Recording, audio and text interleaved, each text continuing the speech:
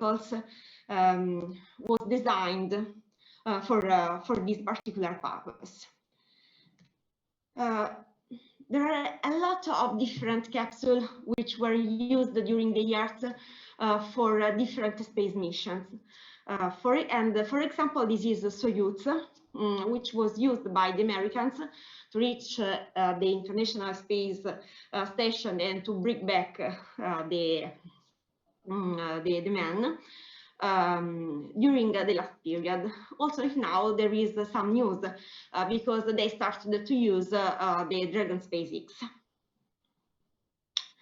In particular, SpaceX is a private agency, a private American agency owned by Elon Musk. We all knew Elon Musk.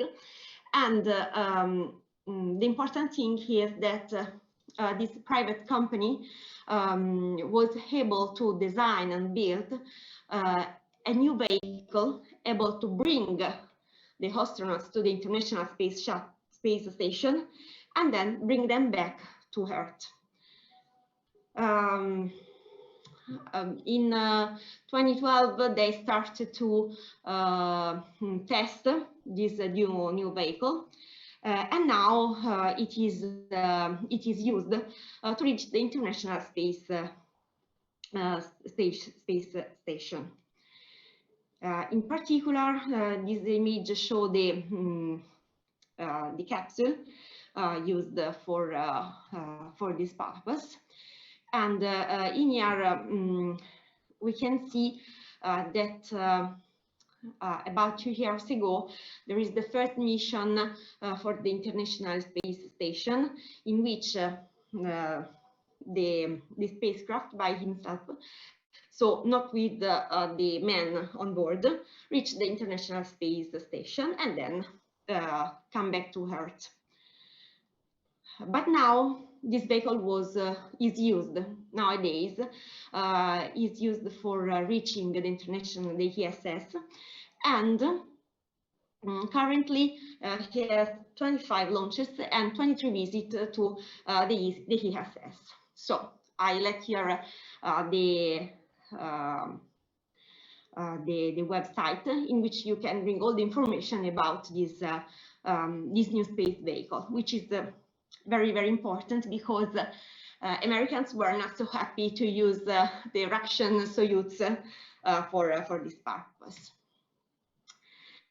But we have also other space vehicles very important. For example, there is Orion, which is the next NASA Crew Exploration Vehicle, which is very important because he is designed for exploration to other planets, for example, Mars.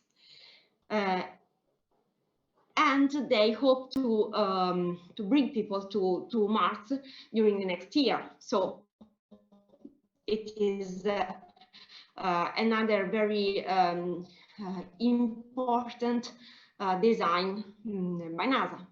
Orion is very similar to Apollo. Apollo was the capsule used by the man to reach the moon during 1960. And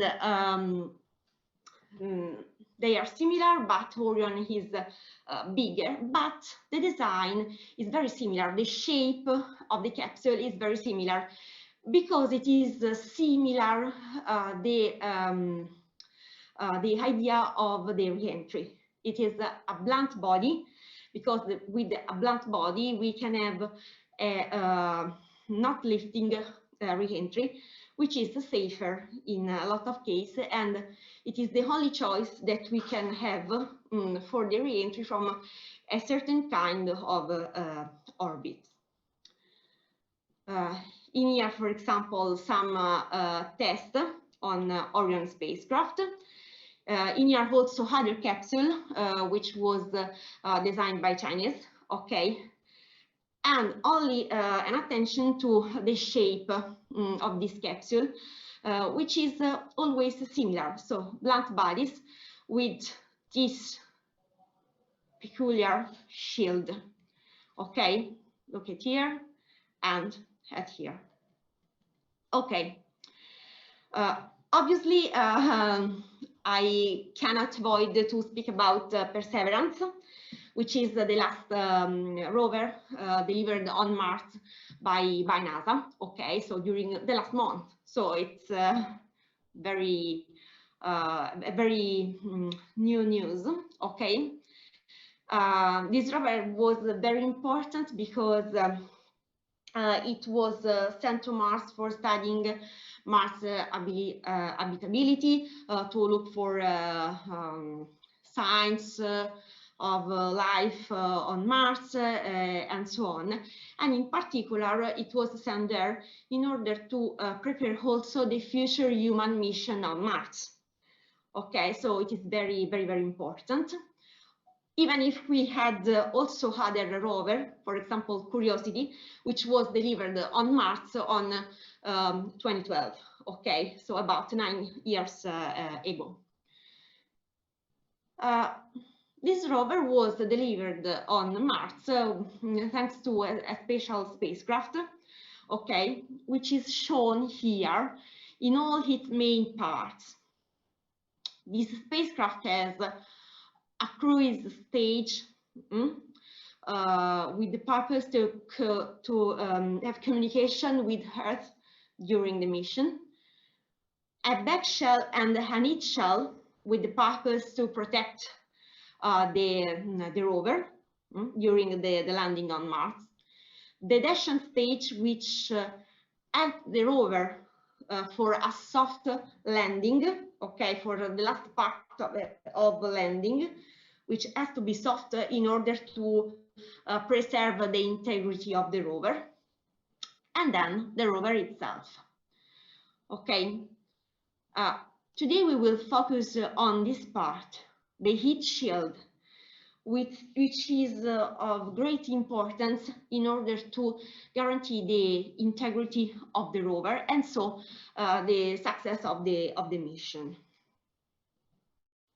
In particular, this is the scheme of the re-entry of the landing of the rover on Mars. Okay, this point represents the entry on the atmosphere of Mars, which is not dense as the Earth atmosphere and has a different composition, as everyone knows.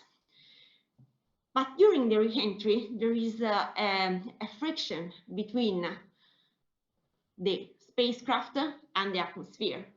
And for this reason, we reach very high temperature on the external part of the spacecraft. So during the descent, there is the aeroshell, which is the back shell and the heat shield together, okay, which has to protect the spacecraft by the severe heating, okay. And the heat shield in particular is the part who will reach the higher temperature during the landing. So in this part of the descent, the heat shield has to do his work. And after the overture of the parachute, or guarantee deceleration of the spacecraft, the heat shield was separated, okay, and then the landing could continue. I just want to show you this one, which is an interesting video produced by the company who manufacture the aeroshell, so the back shell and the heat shield. Okay, this is interesting because there is obviously a graphic reconstruction of the landing of the rover Perseverance on Mars, but there is also some images, as you can see, of the heat shield, which is a very important part of the work. Okay, here you can observe the aspect of the heat shield. In particular, the heat shield chosen for this kind of mission was PICA. PICA is the phenolic impregnated carbon ablator, and it is the state of the art of NASA ablative material, because thanks to its performance and its low density, it is able to protect the spacecraft from the severe heating during the re-entry in an atmospheric planet. And it is used for a lot of missions. For example, the same material was used also for the past mission of Mars, in which the rover Curiosity was delivered on the planet. Obviously, there are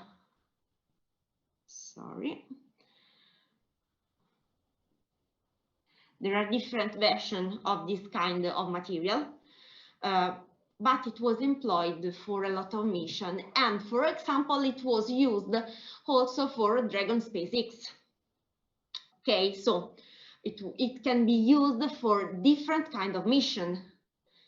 Because if I speak about Dragon SpaceX, it means that I speak about a capsule who has to re-entry in Earth atmosphere from a low orbit. Okay, so a low energy orbit, Leo. And in this case, I have a landing after, which is the atmospheric entry after and high energy orbit. So the conditions are different, but in both cases, they choose to use PICA, which is the phenolic impregnated carbon ablator designed and manufactured by NASA. Okay. So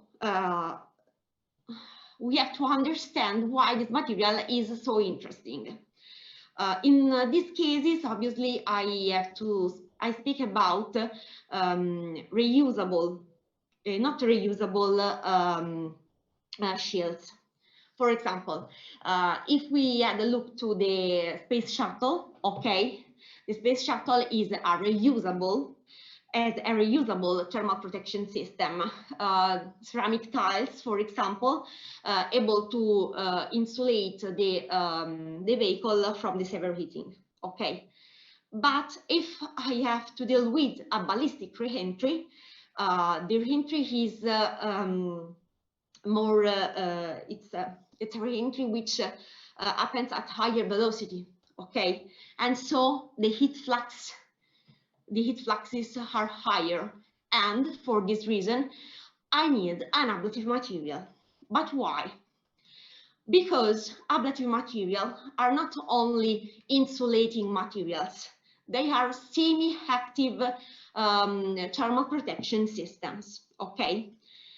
And they are very good for different kind of re-entry from orbits. For example, this is only a scheme in which I want to let you understand that according to the kind of orbit, we can have different kind of heat flux and velocity of re-entry, and so we have to deal with different kind of temperature in the external part of the vehicle. Also in here, obviously, we do not have only high heat flux, high temperatures, but also different kind of pressure, which is obviously very important for the vehicles.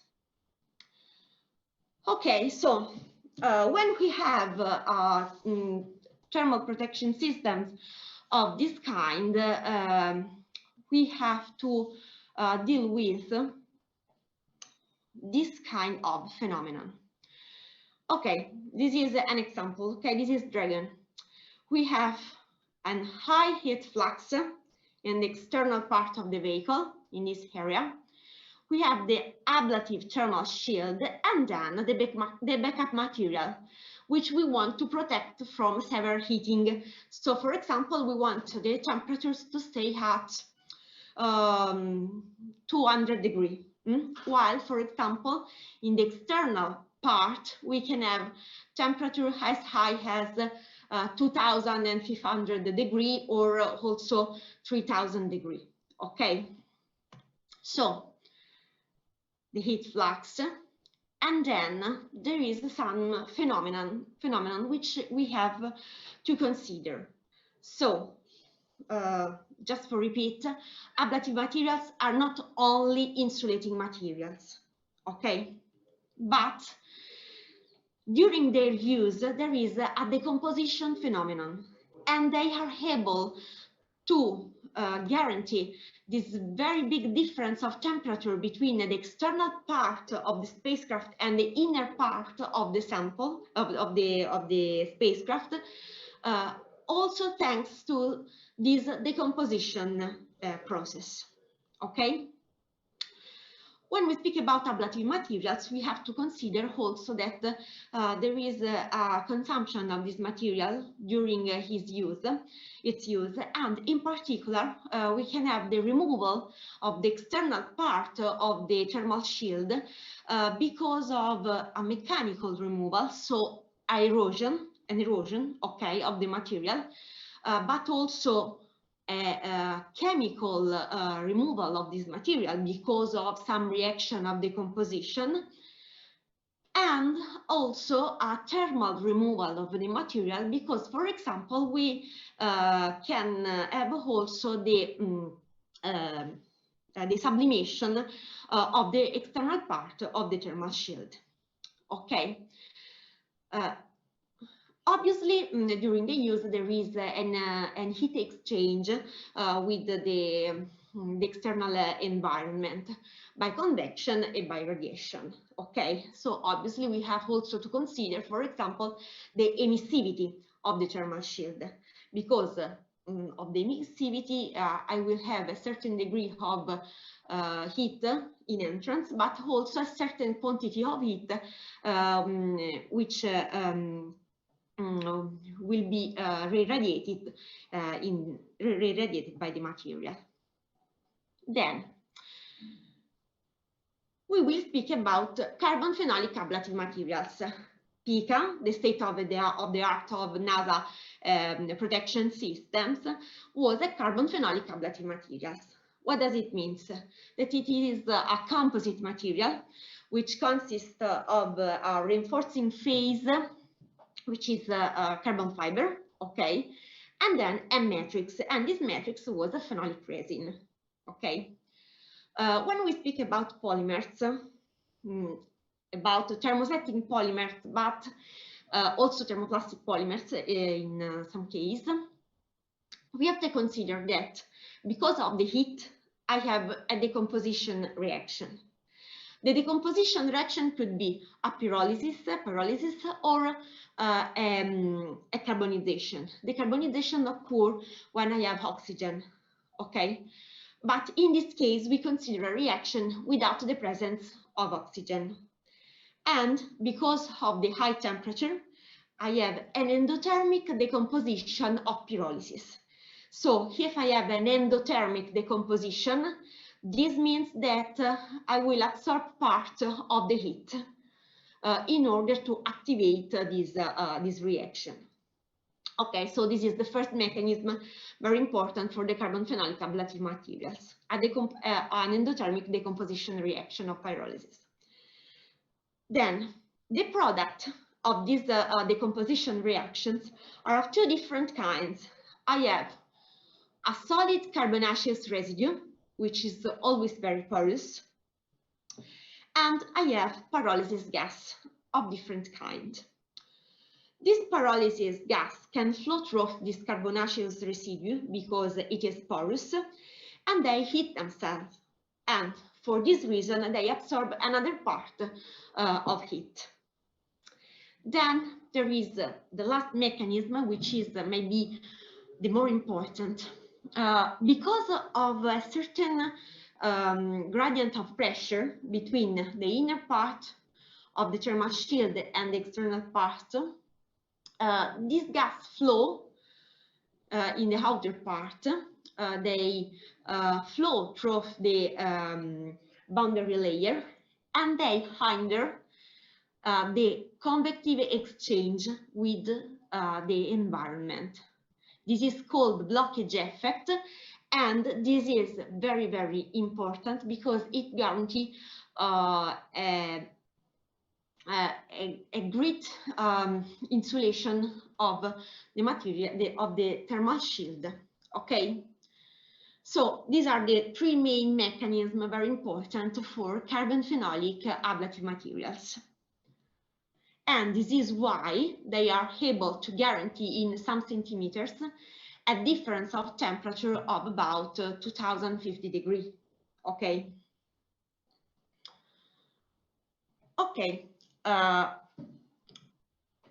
When we speak about these materials, we have to consider all the steps which are necessary in order to design an ablative material of this kind.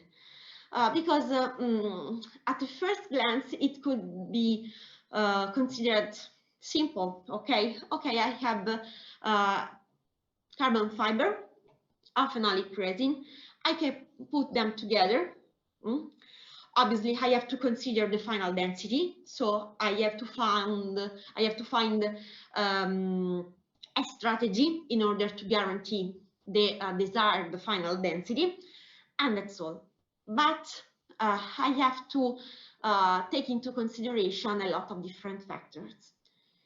First of all, I have a material who decomposes during its use.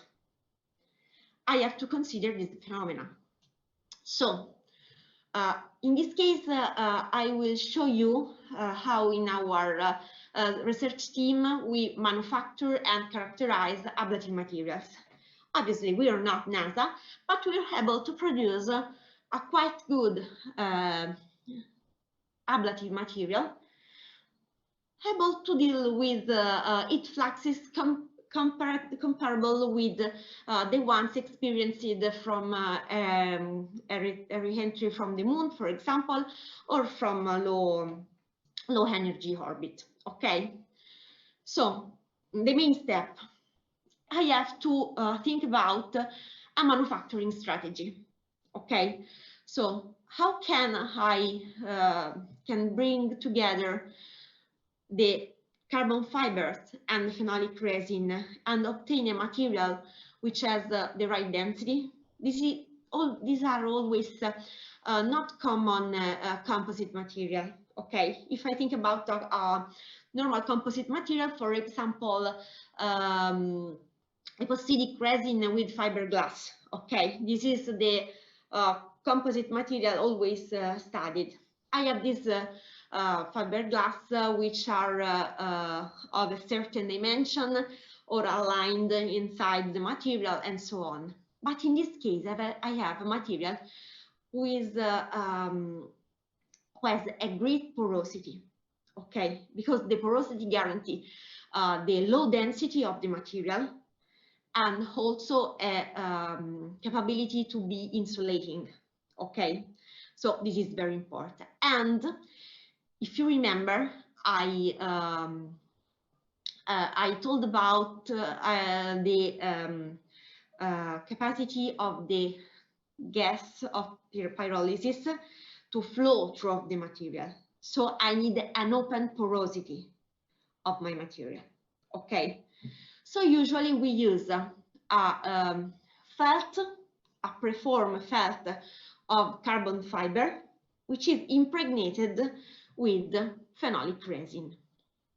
But obviously, I have to think about the strategy, okay, to guarantee also a good distribution of the phenolic resin inside the carbon felt, okay? So this is not easy. Then I have a decomposing material, and the product of this decomposition have to be studied. So I have to characterize the pyrolysis gas. Then ablative materials are not structural material, okay, because their purpose is to protect from the heating.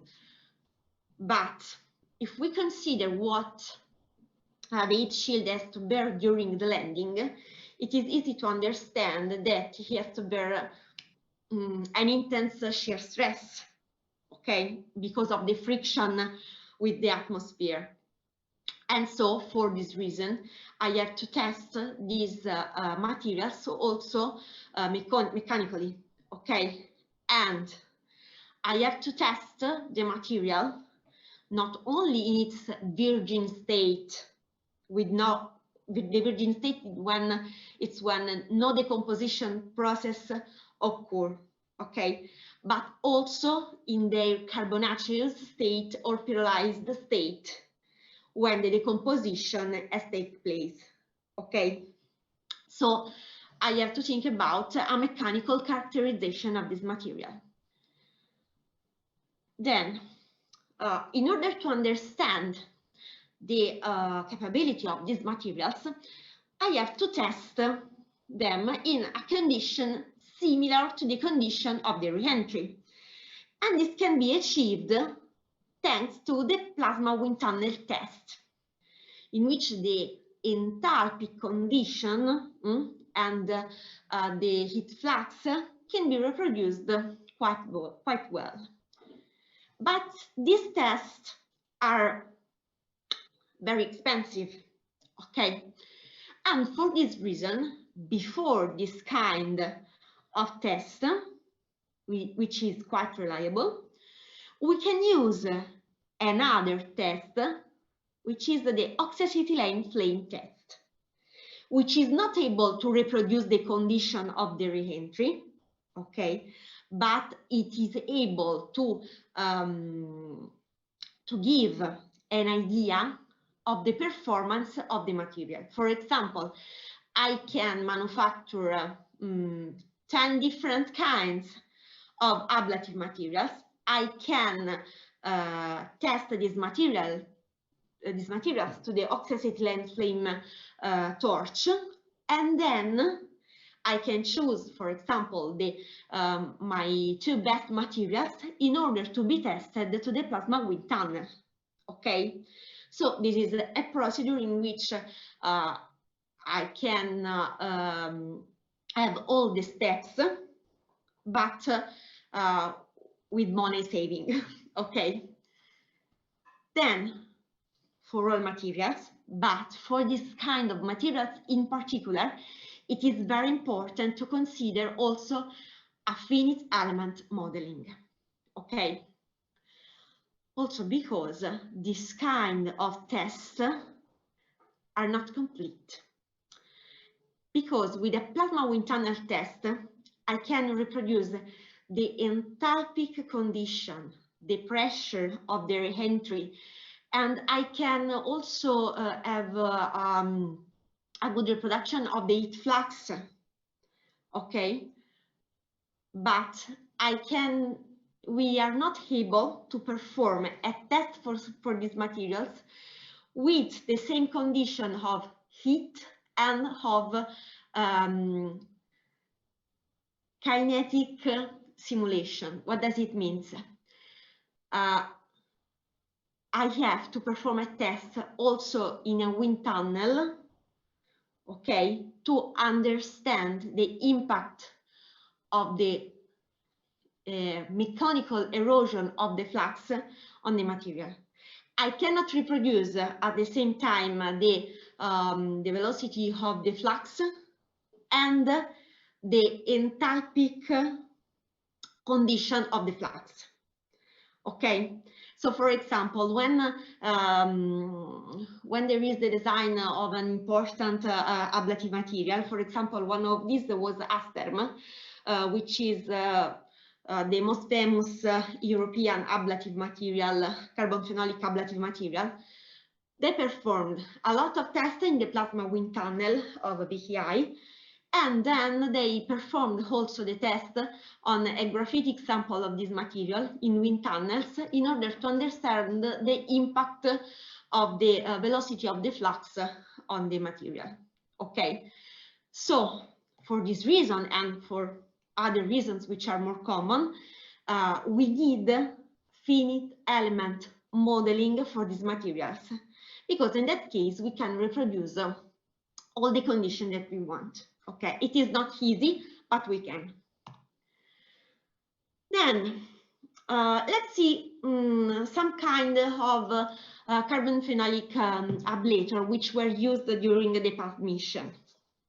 For example, SLA was a phenolic ablator, which consists of not only phenolic resin, in this case was phenolic resin in forms of microballoons, but it was also it consists of cork, okay, and also fiberglass and an elastomeric silicone. So we have a lot of elements together, and we can understand that also in this case, for example, the decomposition is not so easy to analyze. Then we have narcotige, which is another important ablative material used in Europe, okay, which is cork and phenolic resin, again phenolic resin. This is the Apollo capsule, which bring back men from the moon during the first manned mission on the moon. And also in this case, we have phenolic resin, okay? And in microballoons, okay? Always this structure is sort of honeycomb structure in which they put inside the fiberglass phenolic microballoons and epoxy resin, okay? Then this is an example for Orion, because the back shell of Orion was with avocot. And then Pica, the phenolic impregnated carbon ablator. Just to observe that in every case we have the use of the phenolic resin. Why? Because the phenolic resins are able to decompose and to have a high char yield. What does it mean? That we have a lot of carbonaceous residue, that there is a high percentage of material who forms a solid carbonaceous residue, and this is very important. This is the Mars Science Lab. This is the spacecraft who delivered the rover Curiosity on Mars in 2012. And then here an example of how they produced this kind of material. There is always a carbon fiber form, so carbon fibers, which were infiltrated with the phenolic resin. And then we need a thermic cure. What does it mean? When I have a thermosetting material, a thermosetting polymer, I can have heat in a liquid form, for example, and in order to guarantee the formation of the network among the polymer chains, I have to cure the polymer by heat, okay? It needs heat in order to have a complete polymerization, the complete formation of the network, so we can have a solid resin. We can, in this case, for example, they cure these materials also by pressure, okay, heat and pressure. And at the end, they have this material, and these two are two micrographs in which we can observe the initial fiber form before impregnation. So these are carbon fibers, okay. And then among these carbon fibers, I have this formation of phenolic resin, of solid phenolic resin. Obviously, in this procedure, I have to guarantee that the distribution of the resin inside the carbon felt is more homogeneous as possible, okay? Because I need an homogeneity of all the thermal shield. You have to consider that during the re-entry, I want a controlled shape of my shield. Okay, I design a certain shape of my shield, so I know the aerodynamic response of my shield. And I want also a controlled recession of my shield. And if I do not have homogeneity of the material, I cannot have this controlled recession of the material. Okay, so this is very, very important. And obviously, I also want a distribution which guarantee also the open porosity, which allowed the pyrolysis gas for flowing through the material and guarantee the blockage effect we spoke before. Then, this is another important carbon phenolic ablator, Asterm, which is designed by Airbus. Okay, and in here only an observation about the work of our research team, who worked on a competitor of this most famous carbon phenolic ablator, and the manufacturing of this new carbon phenolic material was wanted also by Thales Alenia Space. And we had also a collaboration with HISA for some finite element modeling of this kind of material. This is an example of what we do in our laboratory. In particular, this is a carbon felt. Okay, this is a rigid felt which consists of carbon fiber. Okay, and then this felt can be impregnated with phenolic resin. This is an example of the structure of our material after the impregnation and the cure cycle of the phenolic resin. You can observe that there is a distribution of the resin between the fiber with very thin sheets of phenolic resin, and this is a very good achievement for our group. Obviously, this is not very easy.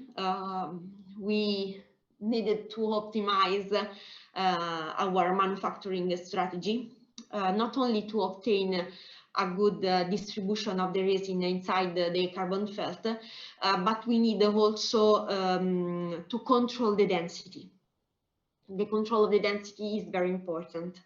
And we achieved the control of the density by add some solvent to the resin during the manufacturing. And this is an example of a mechanical test on this material. This is simply an extensometer able to detect the deflection of the sample during the test. Obviously, these ones are fragile materials, okay? So we need to test them with a 4-point bending test, and not by attraction of the material. And in this case, I can show you this 4-point bending test, but for example, in order to have an idea of the mechanical resistance of the material, we can test them also by compression test. And in particular, there are also a lot of scientific paper about the mechanical resistance of the carbon phenolic ablator, not only in their virgin state, but also in their pyrolyzed state. This is very important because I want to remember you that it's the external part of the shield who has to bear the intense shear stress. Okay, so, and the external part is char, and for this reason we have to test the char by mechanical test. Then this is the facility which was designed and built up by our research team. Okay, this is the oxyacetylene torch so a mixture of acetylene and oxygen. We have the possibility to know the heat flux that the samples can bear during a test like this, thanks to a heat sensor. Okay, so we have a heat sensor with which we can calibrate the torch. Okay, and usually there is a different heat flux according to the distance from the surface of the sample and the tip of the torch. Okay, lower is this distance and higher is the heat flux. Okay, and this is a very important facility because thanks to this facility, we are able to understand if our work in manufacturing these ablative materials could be good or not. This is a sensor for measuring a pyrometer, sorry, which is used to measure the temperature of the sample on the surface. Okay, so this is very important. I know the heat flux which the sample is subjected. Then I measure the temperature on the surface of the sample and also the temperature on the back of the sample, typically by a simple K-thermocouple. Okay, so this is a very good facility. This is only a team of this facility. Okay, and obviously we can study also the distribution of the gas in the torch. Why? Because, for example, if we spoke about the decomposition process of the thermosetting polymers, and we told that I can have a pyrolyzing process or a charring process. During the pyrolysis, I do not have oxygen. So if I have to test a condition like this, I have to guarantee that my torch gives to me an atmosphere condition without oxygen. And this could be guaranteed by working in an excess of acetylene, obviously. But I have to control this, and so, for example, CFD modeling could be useful for this purpose. These are some results of the thermal conductivity properties evaluated for ablative materials, because obviously I also have to understand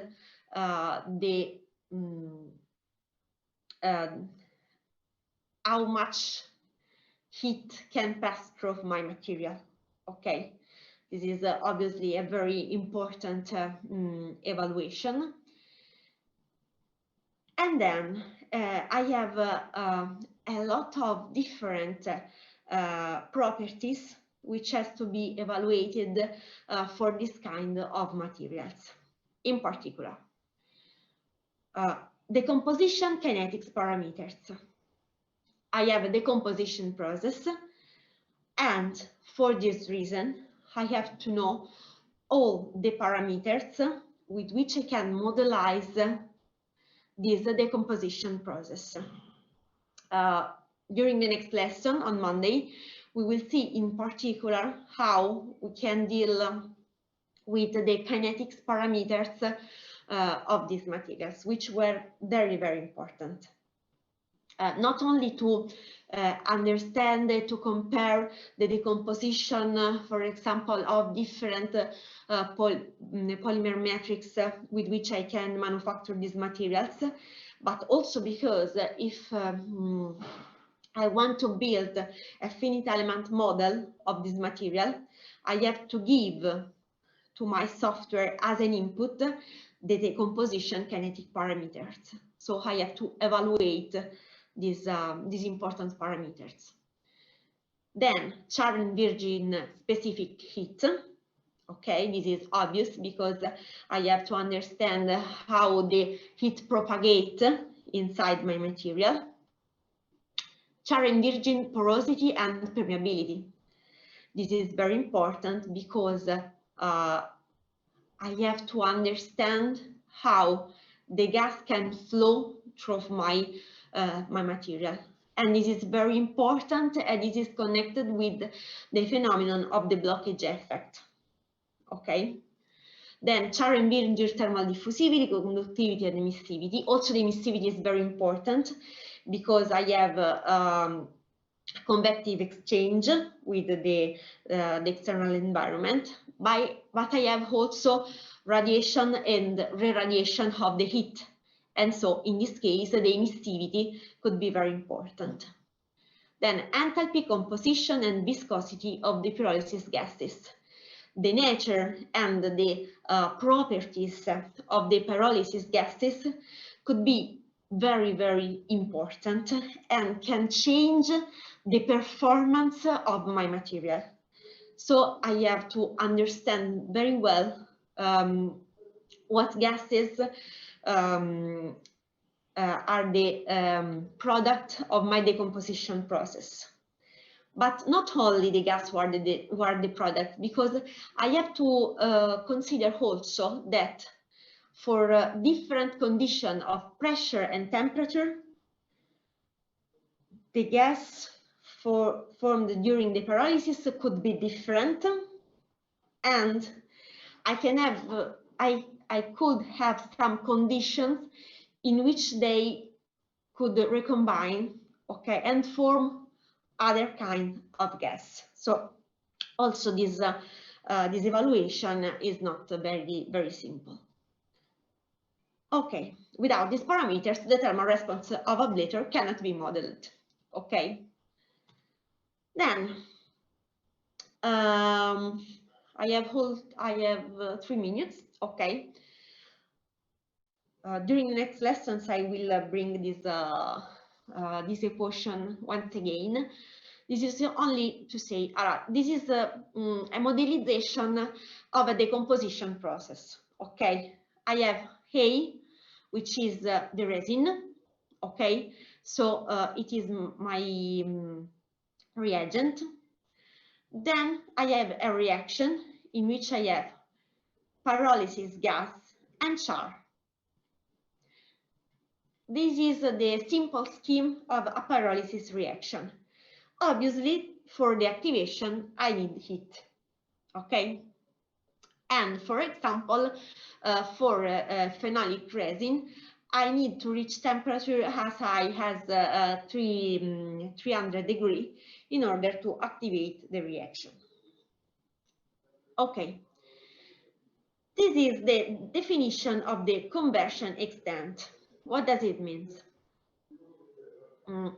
Obviously, I have a certain mass, initial mass of my reagent, which is the phenolic resin, for example, and the initial mass of my phenolic resin is W0. Okay. I have the pyrolysis. When the pyrolysis is complete, I have another weight of my material, so another mass, WF final. But according to value of temperature or time, we will see that sometimes it's the same, I will have intermediate value of mass between the initial value and the final value. Okay, because if the decomposition is not complete, I will have a part of the material which is virgin and a part of the material which is completely charged. Okay, so I have to consider this condition. Then we will see that the variation, this value obviously will, it's a value which it's 1 if the decomposition, this value is W0, so at the initial condition alpha is equal to 0, and it is equal to 1 at the end of the decomposition process, when W was equal to WF.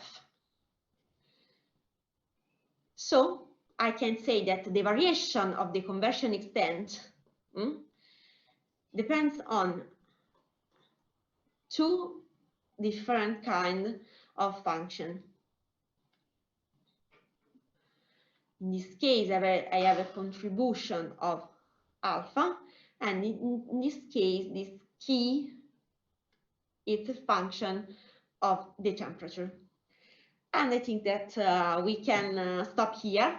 We will bring this equation again during the next lessons, and we will go in depth in this kind of reaction and modelization. So have a good lunch and see you on Monday.